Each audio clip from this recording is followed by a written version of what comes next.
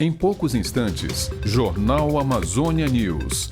Oferecimento. Esquece essa de contar mega. Aqui, a internet é ilimitada de verdade. E o melhor, você tem Disney Plus, Max e muito mais. Tudo isso no seu plano, sem pagar nada mais por isso. Desapega do mega. Vem ser móvel.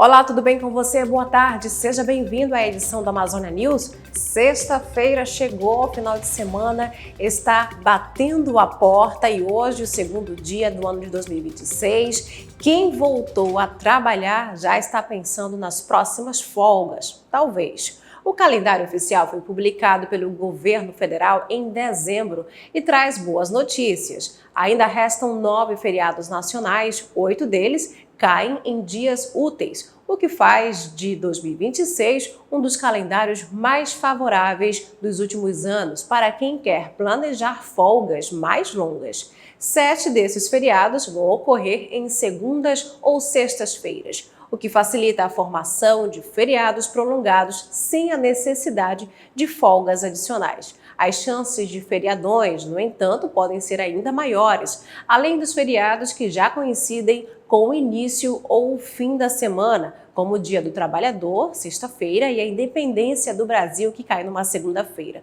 Outras datas podem ser estendidas com algum planejamento.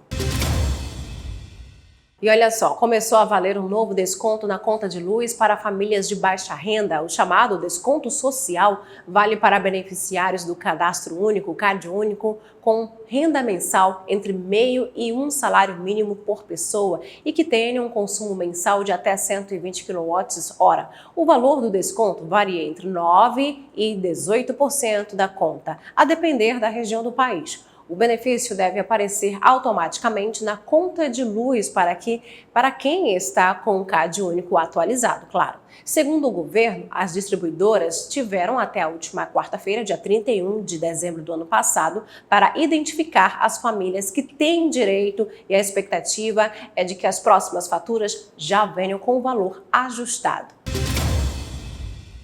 Esta é uma boa notícia para quem está começando o ano de 2026. Bom, mudando de assunto, o ano passado fechou com a maior quantia paga em emendas parlamentares em um único ano na história do Brasil. Ao todo foram pagos 31,5 bilhões em emendas impositivas ou discricionárias, quando não há obrigatoriedade de pagamento por parte do governo. Ao todo foram pagos 67% das emendas empenhadas, 47 bilhões que, por sua vez, foram empenhados quase na totalidade do que foi autorizado, 48,5 bilhões, inicialmente o orçamento da União para 2025, que previa 50 bilhões, mas o valor foi reduzido ao longo do ano.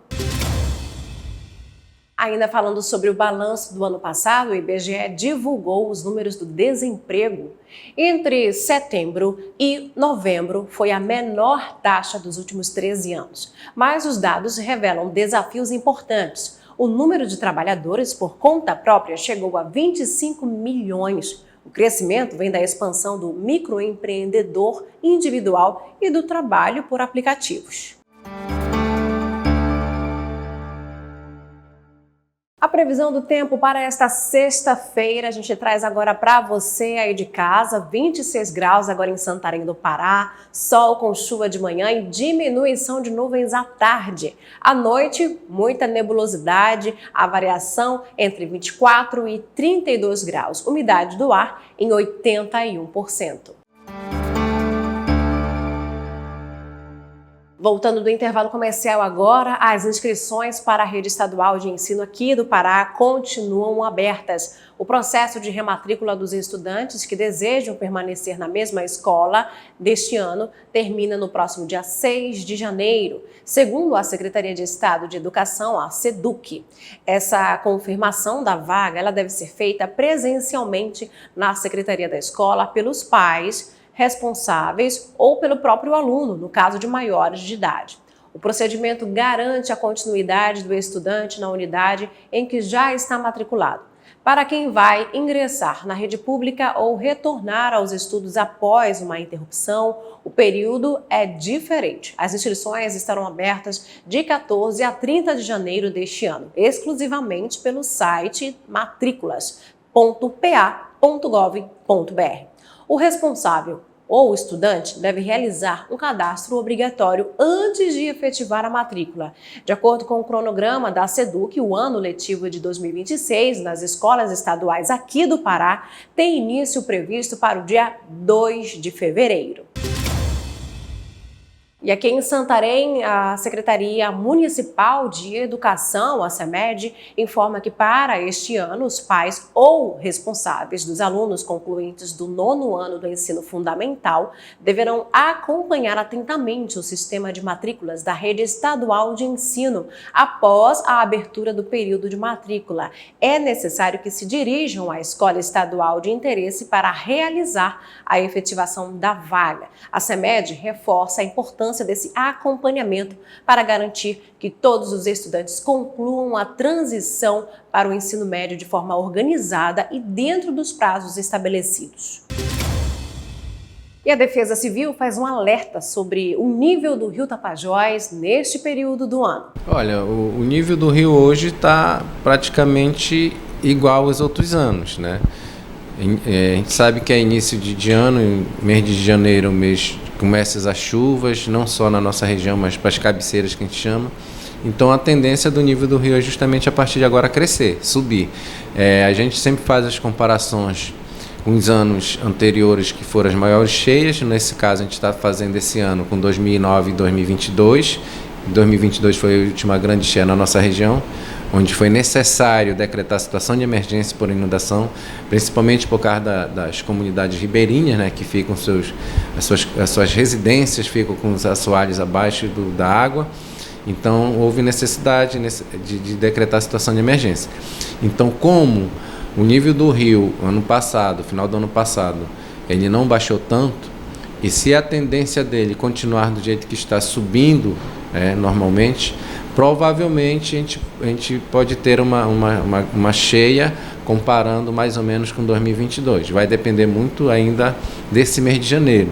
A gente fazendo comparação, por exemplo, 2009, que 2009 foi a maior cheia das últimas décadas, o rio subiu durante o mês de janeiro 1,54 m.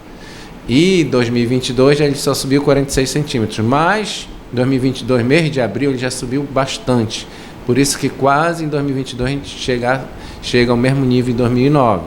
Então isso vai depender muito desse mês de janeiro, para que a gente tenha um parâmetro baseado nesses outros anos que eu citei, e através da cota de alerta. Hoje a gente está em 3,85 m, a nossa cota de alerta é de 7,10 m. Quando chega nessa cota de alerta, vai depender da data que o nível do rio alcance essa cota, e sabendo que ele sobe até mês de maio, a gente tem que estar já preparado, né, não só a Defesa Civil, mas como os outros órgãos, outras secretarias do município, né, para que a gente possa estar alimentando o Sistema Nacional de Defesa Civil, para caso haja necessidade do prefeito decretar a situação de emergência, o município de Santarém já está todo organizadinho para poder receber recursos quando há necessidade de a gente solicitar recursos e ajuda humanitária, tanto do governo do estado quanto do governo federal. A gente tem alertado a população, nas ocorrências que a gente alerta a população para que não deixe crescer. A árvore é importantíssimo, né, para o meio ambiente, mas a gente tem que ter o zelo também de não deixar elas extrapolarem na altura, para que a gente não possa ter um problema mais sério, principalmente com quedas em cima de residências. No ano passado nós tivemos 22 casos desse aqui em Santarém, graças a Deus sem vítimas fatais, mas teve danos na estrutura de algumas residências. Então a gente pede para a população para ter esse zelo. E outro problema ainda que nós temos são de residências de alguns locais que a gente chama de bacias, que ficam abaixo do nível da rua. Essas residências, os moradores, quando verem que a chuva é bem mais forte, que tomem o cuidado de levantar seus móveis para não perderem e comunicar tanto a Defesa Civil quanto o Corpo de Bombeiro, para que a gente possa estar lá tentando auxiliar no que for possível. A gente se despede por aqui, desejo a você um excelente final de semana. Até segunda-feira que vem, se Deus quiser, que Deus nos abençoe.